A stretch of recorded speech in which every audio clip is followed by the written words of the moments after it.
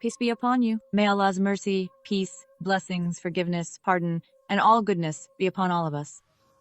In this therapy session, I would like to talk a bit about the nature of obsessions. My master, Badiut Salman, in his discussion on waswasa, whispers, obsessive thoughts, offers such remedies to people of our time and all ages that they are a complete cure. He likens all obsessive thought that comes to a person's mind to a calamity. He says, if you give it importance, it grows. If you ignore it, it fades away. If you look at it as something big, it becomes bigger. If you see it as small, it shrinks. If you fear it, it makes you ill. If you do not fear it, it becomes lighter and remains hidden. Secondly, the master says that if you do not understand the nature of obsessive thoughts, they become entrenched. If you understand its nature, it goes away. Look, earlier he said it would remain hidden. Now he says it goes away. So, first, we shouldn't give it importance, and second, we should recognize its nature. Then we truly see and learn that it cannot affect us. If a person has made significant progress on the path of faith in Islam, is consistent in performing their prayers and all other acts of worship, then they are on the right track. And if they are not deliberately committing sins, especially if they avoid gossip and backbiting. So what will happen? It means Satan has work to do. What can poor Satan do? His job is to lead people astray. This person takes pleasure in spiritual matters, in worship, in doing good deeds, in walking the right path. He can't make him drink alcohol, commit adultery, lie, steal, or kill anyone. So, what will he do? He will whisper doubts. That's the only way he can get close. And I also notice this, dear viewers, my valued friends. Obsessions are always things that constantly occupy the mind, aren't they? In people with a lot of mental activity, for example, if someone is an accountant or a mathematician engaging in numerical activities and using the left hemisphere of the brain a lot but not using the right hemisphere much, in other words, if they're not doing things to develop the right hemisphere, like reading extensively, daydreaming, engaging in artistic activities, music, literature, or sports, but their religious beliefs are strong, they have religious practices, and they perform them regular, then what will the devil do in that situation? He will reach them through their strongest skills and will try to occupy them with severe obsessions, aiming to break their positive productivity. So, why is that? Their power of thought is already very strong. He tries to keep them occupied with that. Of course, this isn't a statistic, this is just my own observation. After coming to therapy and resolving the most significant traumas in that person's life, I immediately direct them towards sports, reading lots of books, or whatever they are interested in music, so that they can both relax and further develop the right hemisphere of their brain. Again, because bilateral activity is important here. I especially read the treatise on obsessions as a significant therapeutic resource in cases of obsession. We review and discuss it together with my client. We had started reading the treatises with a young mathematics master student because of this illness. He became a very good reader of the treatises. He said that this was the benefit he gained from the illness. He had such a nasty obsession that there was a voice in his head constantly shouting, "There is no God." It shouts all day long, and so do I. He said, "No, there is no God." And I shout, "There is a God." By reading the treatises out loud over and over, he had engraved the belief in God into his mind, subconscious, and soul. Afterwards, he even started giving resale lessons to his friends. But of course, such obsessions are not easy. It's a very difficult situation. May Allah grant a swift recovery to anyone suffering from this. Does it go away? It does. In fact, people come out of these situations much stronger. As I explained in the previous video, these individuals should also be rehabilitated in terms of phobias, feelings of control, and insecurity, and should be gently guided towards a softer spirituality. People with obsessive disorders tend to have a nature that is rule-oriented and rigid. This is good in some ways and bad in others. Following rules is a good thing. To achieve greater flexibility in thinking, I recommend getting to know people from different cultures and nations, and traveling extensively as well. I also advise engaging in many social activities, observing and watching people from various backgrounds, and having conversations with them. In fact, according to Islam, and as someone who has embraced the Risali culture, if you look at it, everything is a good deed, and everything is beautiful. In my view, everything is wise, everything is meaningful. I can say that I have not had a bad friend so far. So far, I can say that, you see. So, have people been completely flawless up to now? I mean, have I never had any problems with the people around me? No, I have, but they also taught me a lot. Those people were not bad people either. There were people who reminded me of me, who reflected it back to me, who held up a mirror so I could transform the parts of myself that needed change. Because this is my life philosophy now. If I come across someone who tries to deceive me, I look at where I might be deceiving myself. I take the lesson I need to learn and do what I have to do. If that person is a mirror reflecting and introducing me to myself, you don't curse at mirrors, isn't that right? They only show you yourself. And that's not a crime. And I continue my friendships as well. When I transform myself, harmful people naturally disappear from my surroundings. They can't harm me.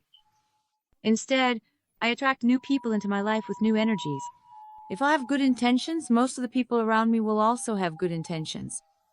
You might say, won't you ever encounter someone with bad intentions? Yes, you might. There may be many people with bad intentions around you, but Allah will protect you from their evil.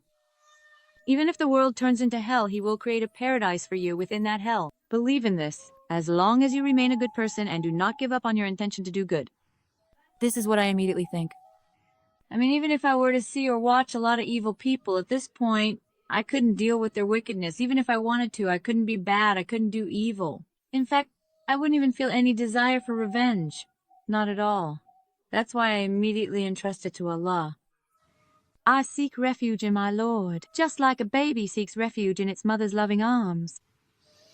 I have absolute faith and trust in my Lord's justice. The better a person I manage to become, the better my Lord will treat me.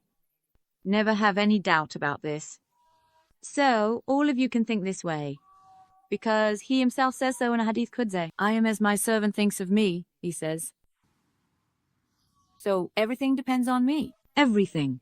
Let me be a servant who is content with surrender and trust, who is pleased with their God, and who is always grateful.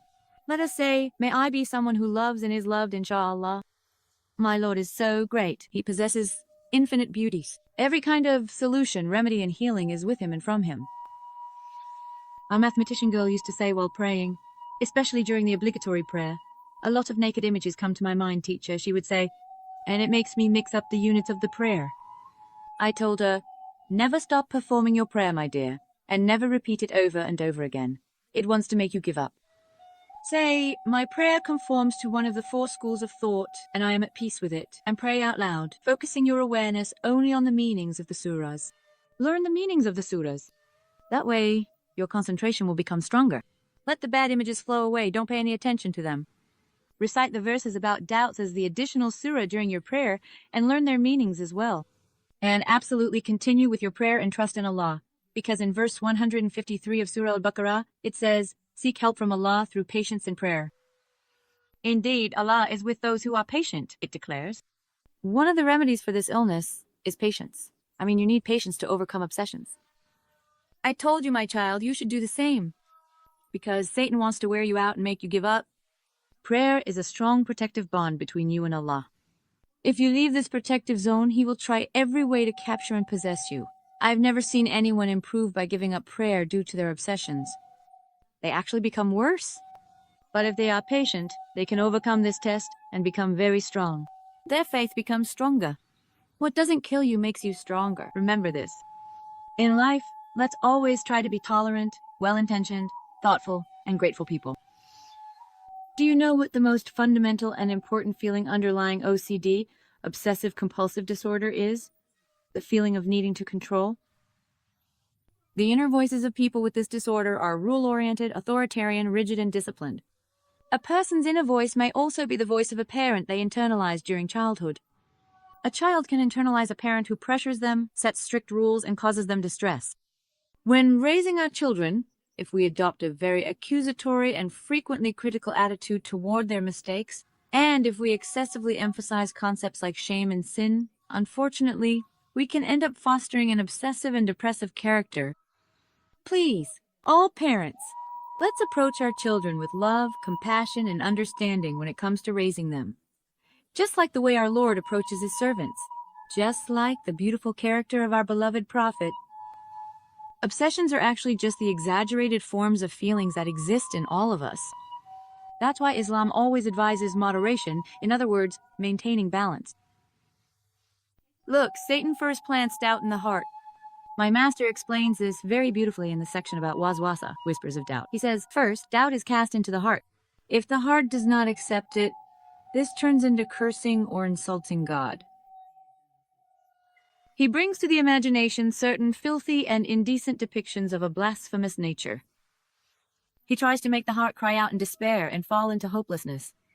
The person afflicted with waswasa thinks, I have been disrespectful to my Lord, I am ruined, I am a sinner, and so on.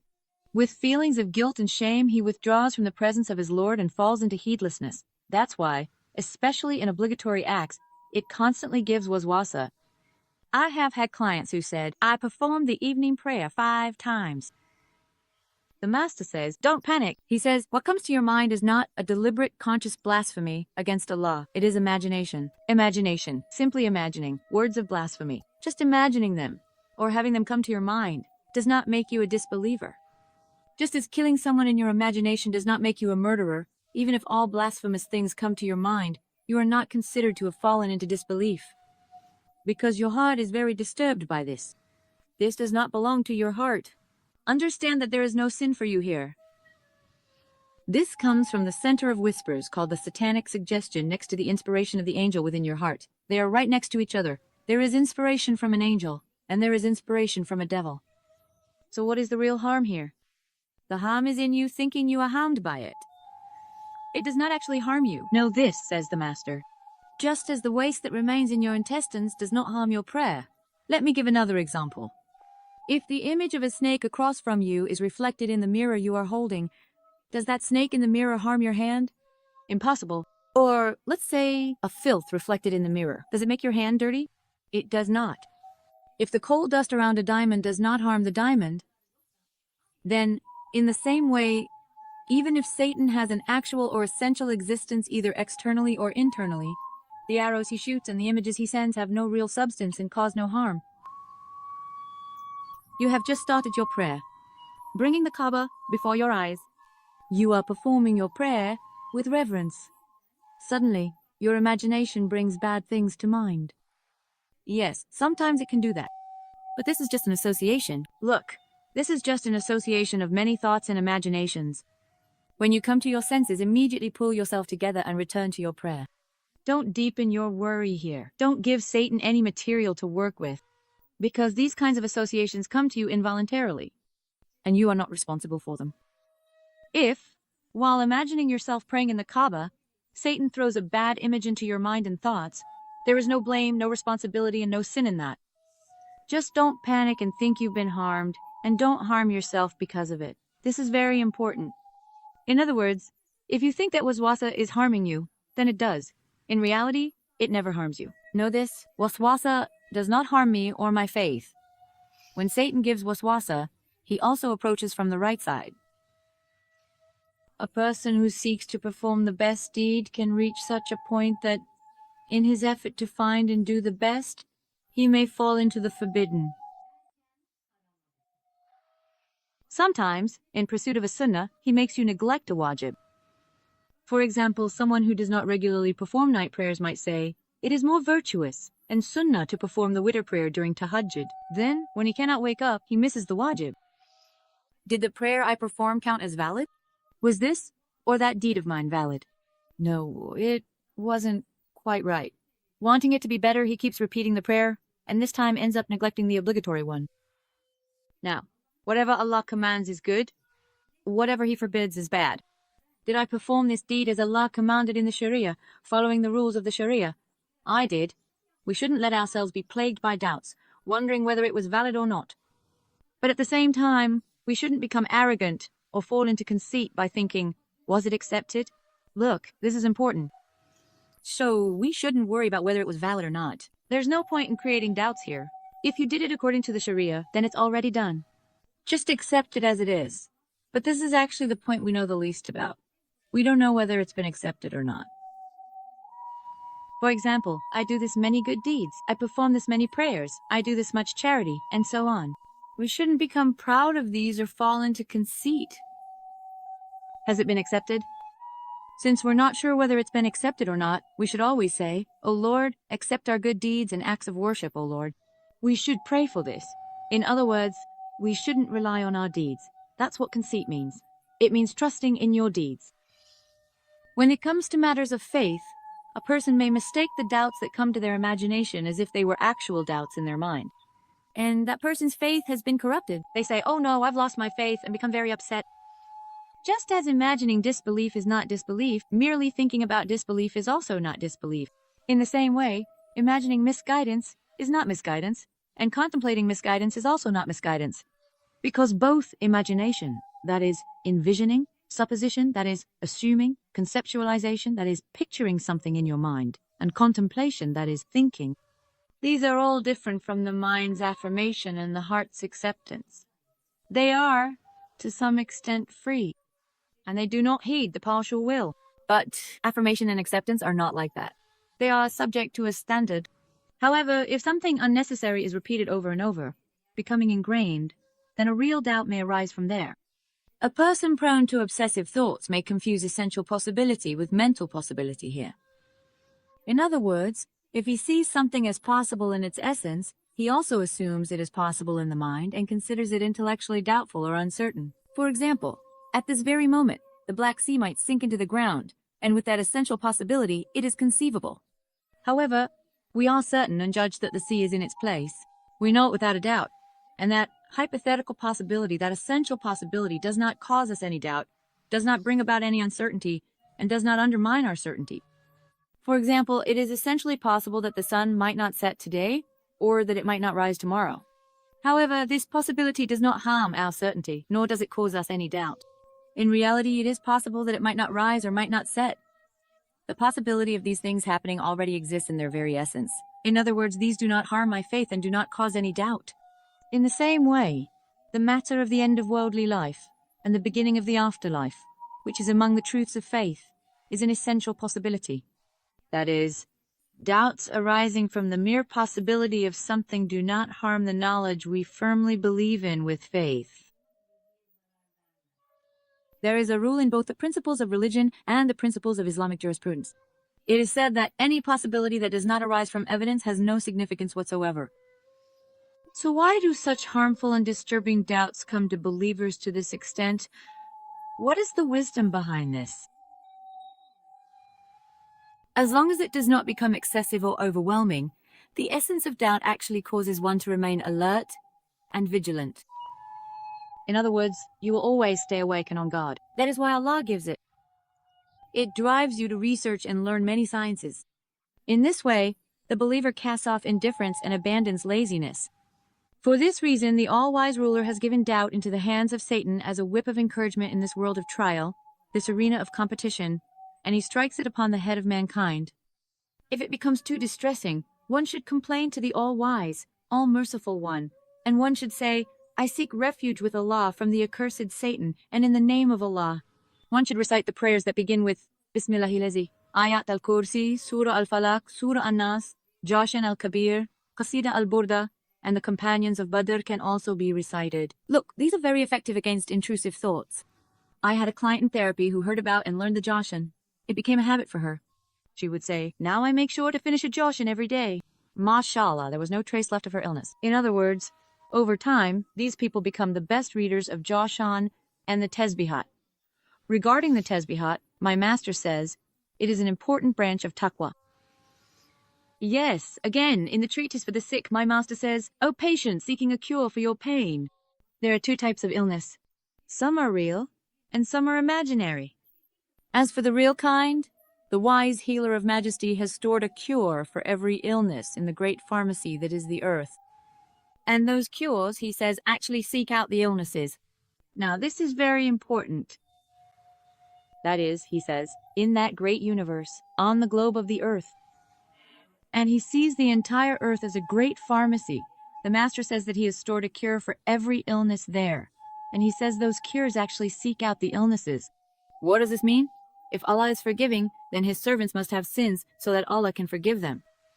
He has created a remedy for every illness. It is permissible to take and use medicines for treatment. However, He says one must know that the effect and the healing come from God.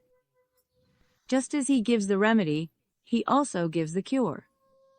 The Master says that following the advice of skilled and devout doctors is an important medicine, because most illnesses come from abuse, lack of restraint, wastefulness, mistakes, indulgence, and carelessness. Look, every word my master says here is worth its weight in gold. I will come back to this point again. Look, this is important that says it comes from abuse.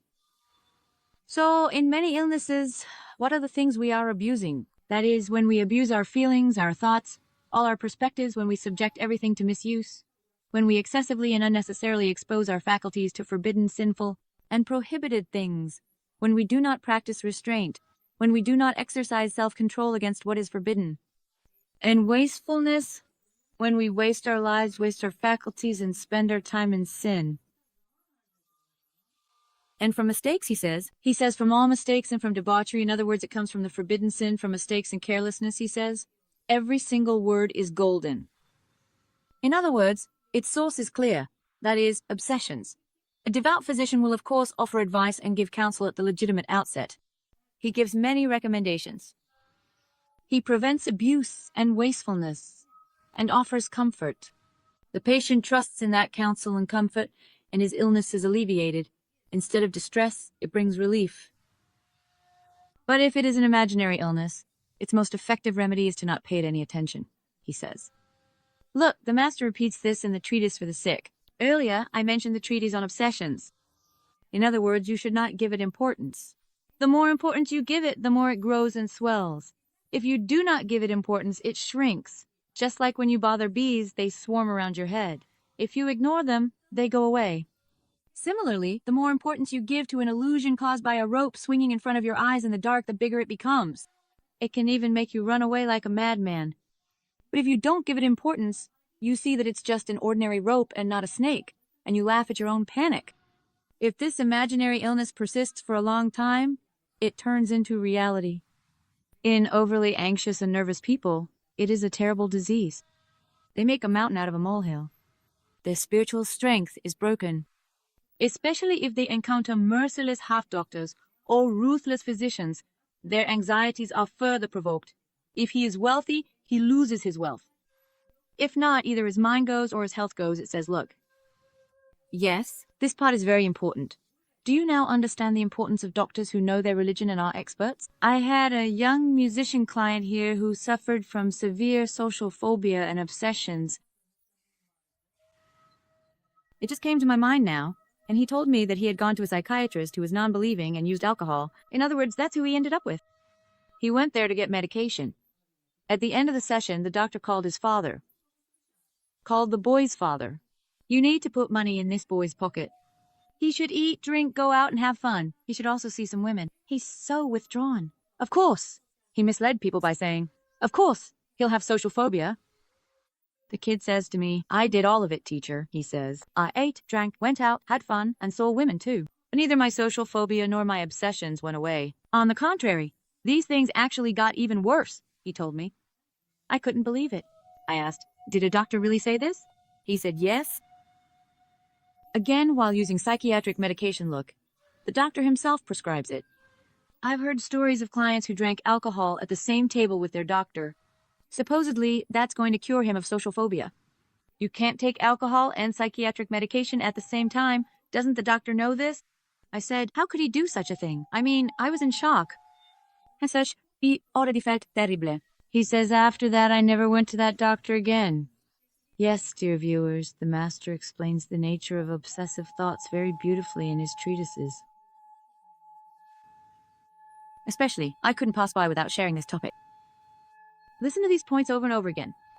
And if people with obsessions stop worrying about them, stop giving them importance, stop being afraid, confront them, and incorporate everything I have explained here into their lives, with God's permission, their severe obsessive thoughts will ease significantly.